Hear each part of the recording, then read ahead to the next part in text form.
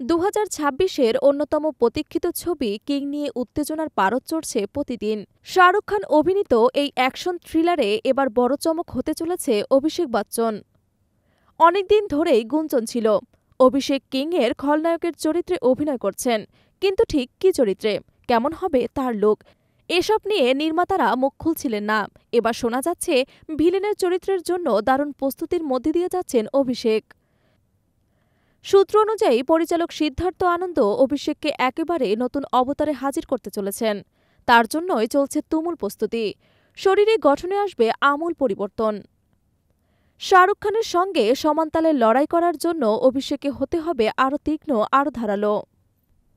ভারতীয় এক সূত্র থেকে জানা যায়, সিদ্ধার্থ আনন্দ চান অভিষেকের উপস্থিতি এমন হোক যেন পর্দায় তার ঝলকে রক্তে আগুন ধরবে দর্শকদের। তিনি কিংয়ের এক ভয়ঙ্কর ভিলেন চরিত্রে থাকবেন। শাহরুখ বনাম অভিষেক, এই টক্কর বলিউডে আগে কখনো দেখা যায়নি। কিং নিয়ে প্রত্যাশা তুঙ্গে, পাশাপাশি অভিষেকের এই চমকপ্রদ লুকের খবরে উত্তেজনা আরও বেড়েছে।